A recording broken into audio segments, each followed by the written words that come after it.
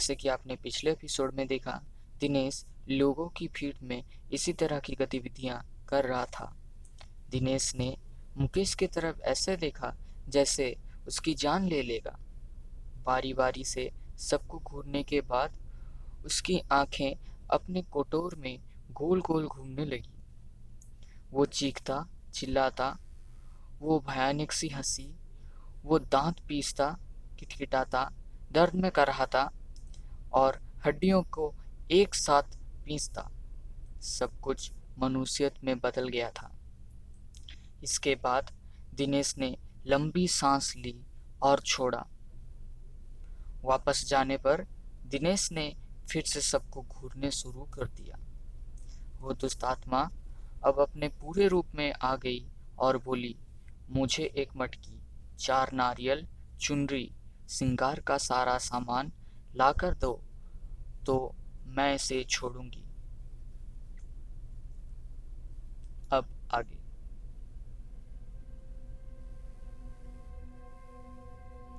हम सबके चेहरे पीले पड़ गए। माँ और मैं तेजी से बाजार की तरफ निकले। रास्ते में माँ रोने लगी तो मैंने उन्हें दिलासा दी, सब ठीक हो जाएगा माँ। माँ बोली, कुछ भी ठीक नहीं होने वाला मुकेश, मैं तुझे बताया नहीं। इसने जब अपना पहला असर दिखाया था तब दिनेश को क्या हुआ हम समझ ही नहीं पाए थे। दिनेश के साथियों ने हमें बताया, उस दिन दिनेश के ऑफिस में मीटिंग थी। सब आपस में हंस बोल रहे थे, सब कुछ ठीक था कि अचानक दिनेश की तबीयत बिगड़ने लगी। दिनेश ने सामने रखा गिलास उठाया और पानी पिया। पानी पीते ही दिनेश बेहोश हो गया। उसके साथी चौंक गए। 2 लोगों ने मिलकर उसे टेबल पर लिटाया।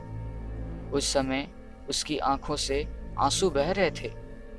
वो अपने साथियों से कुछ कहना चाह रहा था, लेकिन उसके मुंह से एक शब्द भी नहीं निकल पा रहा था। उसके साथी उसे अस्पताल ले गए।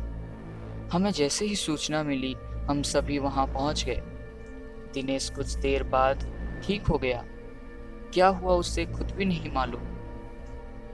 उसे इतना याद था कि वो बेहोश हो गया था।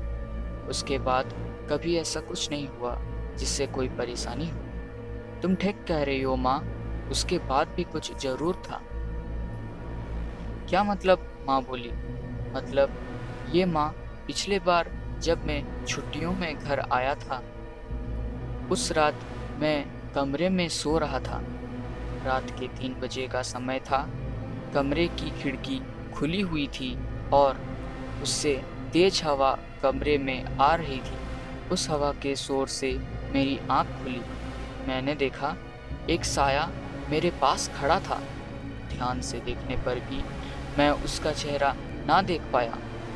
उसके चेहरे पर कालिक के अलावा कुछ ना था। उसका शरीर धुएं जैसा था। अचानक वो साया बादल की तरह तैरता मेरे पास आने लगा।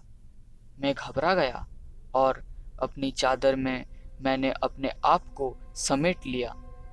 वापस देखा तो वो साया वहां नहीं था। इसे अपना वहम मानकर मैं भूल चुका था, पर अब दिनेश के हालत देखकर लगता है कुछ तो जरूर हुआ है माँ। इसके बाद मैं मटकी लेने चला गया और माँ श्रृंगार के लिए सामान खरीदने लगी। मुझे दुकानें बंद मिली तो मैं सीधा कुम्हार के घर चला गया। वहाँ से लाल और काली दोनों मटकी ले आया। वापस आकर ज्यों ही सामान हमने दिनेश के आगे रखा, वो शांत हो गया।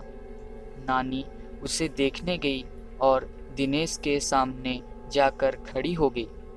कुछ देर तक नानी उसे ऐसे ही देखती रही तो हमने नानी से पूछा, क्या हुआ नानी? नानी हमारी ओर पलटी। अब नानी के चेहरे के भाव दिनेश जैसे हो गए थे। हम और भी घबरा गए।